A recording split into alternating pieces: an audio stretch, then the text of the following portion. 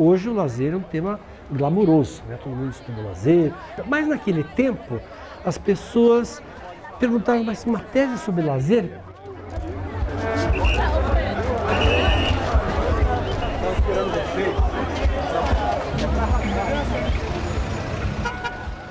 O trabalhador trabalha. Quando tem um tempo livre, ele gasta como bico para poder aumentar o rendimento doméstico. E se ele tem um tempinho ainda para seu entretenimento, ele vai ser o alvo preferido, por exemplo, dos meios de comunicação de massa para tornar a sua vida ainda mais alienada.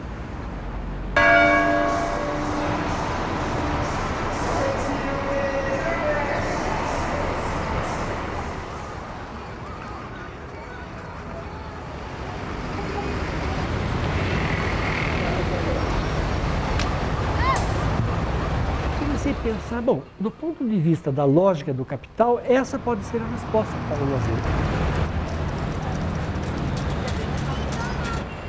Está percebendo que o pé está ficando quente, né? Ah, claro. Então já... O instinto já, né, de defesa Já quer tirar. Vocês moram por aqui, nessa coisa? Em que prédio? Não aqui exatamente. Na Avenida Rio Branco. Ah, na Rio Branco. Mais ou menos uns 300 metros mais. E vocês costumam vir aqui no domingo para trazer as crianças e tal, para passear, né? Mas daí vem a pergunta do antropólogo. E se eu for perguntar para eles? Aqui é uma praia de Paulista. Praia de Paulista? É. Praia de Paulista. Quando o tempo tá bem a caráter assim, você considera uma praia...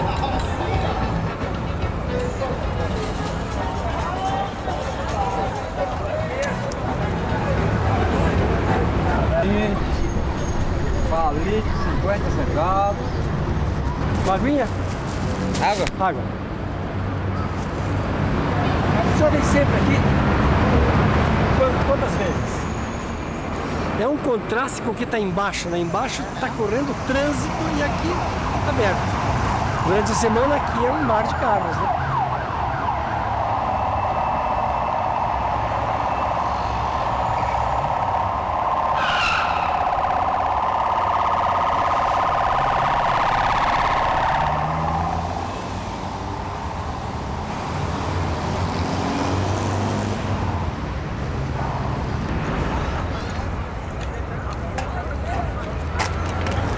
Vocês estão vendo uma forma de lazer não planejada, popular, que é o resultado de uma forma de ocupação de um espaço que estaria deteriorado, que está deteriorado fisicamente, mas não deteriorado em termos do uso.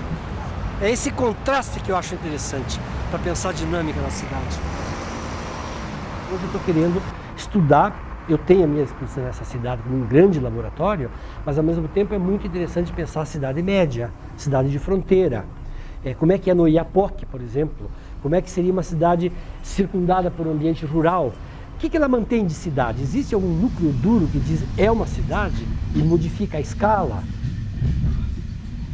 E a experiência da cidade de São Paulo, ela oferece esse ar cosmopolita, quer dizer, aquilo que na cidade medieval se dizia que o ar da cidade torna livre, né? Ela continua existindo na escala metropolitana. Ela oferece um tipo de experiências que não ocorre nas cidades pequenas. Ao pensar essas categorias, para entender a dinâmica da cidade, eu me dou conta que São Paulo ela tem contornos e tem fronteiras. Mas como é que eu posso captá-la na sua totalidade, que é um tema e é um pressuposto fundamental da etnografia, poder pensar numa totalidade não real e absoluta, mas que organiza, digamos, a coerência da observação da gente. Aqui da Universidade de São Paulo foram as professoras Ruth Cardoso, que foi a minha orientadora de tese de doutorado, e a professora Eunice Duran, que tem um trabalho sobre migração. E quando eu comecei a trabalhar com elas, o que estava interessando a reflexão antropológica era o problema e a questão da periferia como espaço urbano, que começava a ter interesse. Tá bom, como é que vai? E aí? Quando que você voltou? Voltei sábado. Sábado? É. Eu fiz Ciências Sociais na Universidade Federal do Paraná. Mas eu nasci numa cidade do interior do Paraná, numa cidade do Vale do Rio Iguaçu, né? Uma cidade chamada São Mateus do Sul. No começo dos anos 70, eu era líder estudantil também, portanto eu participei dessa movimentação e tive um processo. Eu fui condenado pela Lei de Segurança Nacional. Então eu tive que sair do país e fui para o Chile exilado, né? Então eu tive contato de Curitiba com uma metrópole latino-americana onde eu fiz o meu mestrado. depois eu fui para Buenos Aires, entrei em contato com uma outra metrópole.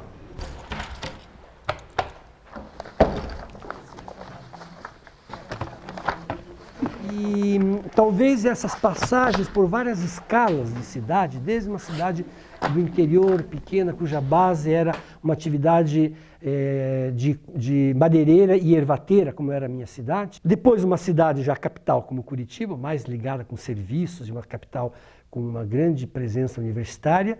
E depois o Chile e Buenos Aires, elas estão me dando escalas de cidade, que é com o que eu trabalho hoje.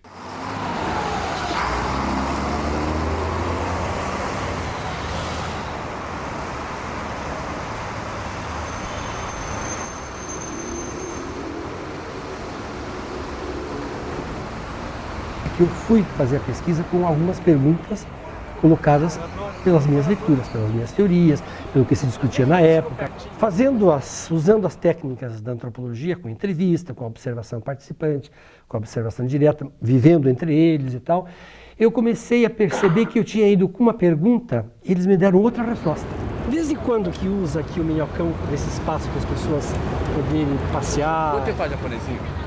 A minha pergunta foi a seguinte: será que o lazer é significativo do ponto de vista da inserção deles na sociedade mais geral, do ponto de vista de ter uma consciência da sua condição? E o que eles me responderam? E tem história também, né? Mas foi, eu acho, em 1030 e pouco. O filho matou a mãe e matou um irmão. Pois é. Aí desse castelinho. Desse castelinho. É. Vocês moram por aqui ou não? Eu moro em frente à Praça Júlio Mesquita. E você sempre vem passear aqui? Sempre. É. O japonesinho mora um pouquinho pra frente do meu prédio. Olha, pouco importa o conteúdo do lazer ou das peças, dos dramas, das comédias. O que importa é que nesse lugar, aqui no pedaço, a gente se encontra. Então era menos importante o conteúdo e mais importante o fato de ter um espaço de encontro e de troca.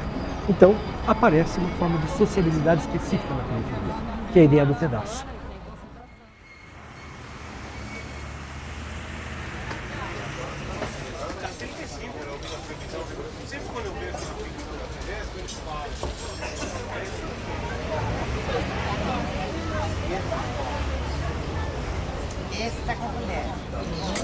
É preciso investir simbolicamente, é preciso estar presente, é preciso trocar. É ali que elas podem construir, digamos, algumas das múltiplas identidades que formam a pessoa que participa de uma metrópole. E esse raciocínio dá para se aplicar a inúmeras práticas culturais. A cidade é um lugar onde eu posso entrar em contato com gente que não é do meu conhecimento, seja como parente, como sendo aquilo. Ele é o outro.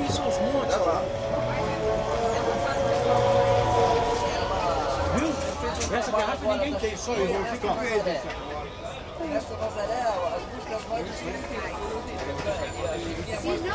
E por que ela pode entrar e não é meu inimigo? Porque tem um código, porque tem uma possibilidade de entrar em contato com ele que é dado a partir de um acordo. Então aquilo que é dado em função, vamos dizer, da relação do parentesco, na troca dada pelas regras, em função das obrigações e das contrapartidas, na cidade isso é feito a partir de trocas entre parceiros que não se conhecem. Quanto maior a escala, maior a possibilidade de entrar em contato com parceiros que não têm o menor conhecimento entre si e que podem trocar coisas muito diferentes.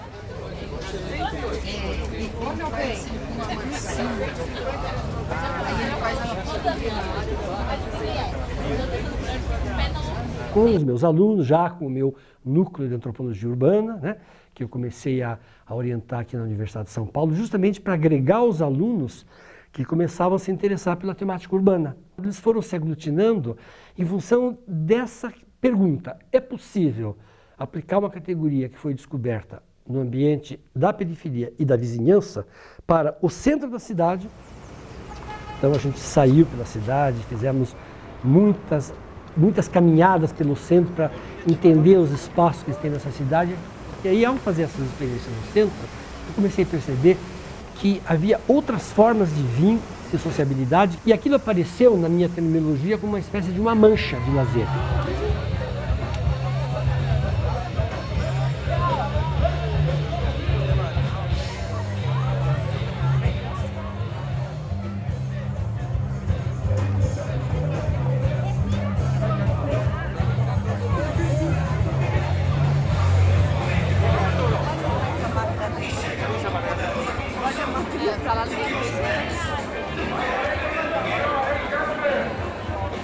Então a Mancha dava a possibilidade da pessoa ir para um espaço, encontrar pares, pessoas que participavam de certa maneira de um certo gosto musical, cultural, mas não sabia quem era, então tinha um imprevisto, coisa que não ocorre no pedaço. No pedaço eu vou encontrar gente que eu conheço, não tem imprevisto nenhum, aliás, não é para ter imprevisto. O pedaço é o lugar para você cultivar os vínculos de pertencimento e se sentir alguém dentro de uma rede.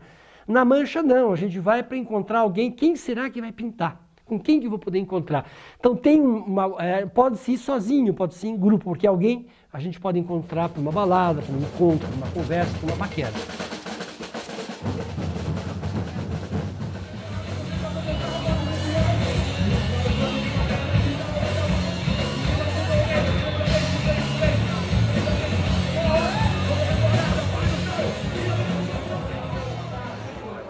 Por isso que eu faço o trabalho com o espaço e com os atores.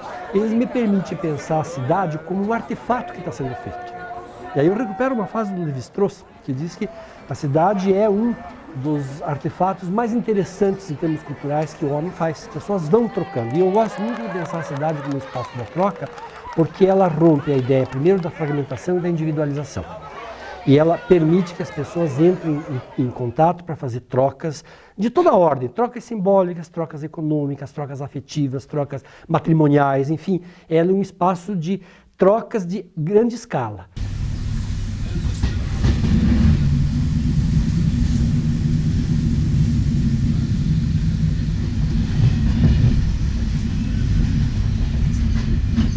O que eu estou trabalhando é resultado de um longo processo de formação, de fluxos migratórios que trouxeram a experiência dos nordestinos, de moradores e habitantes do interior de São Paulo, que é a cultura caipira aqui nessa cidade, de imigrantes estrangeiros. O que mais a senhora precisa? Obrigado. Até mais.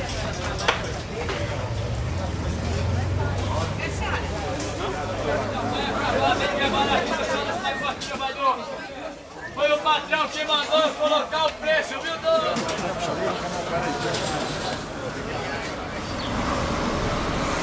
Então, é uma leitura, sim, positiva da cidade.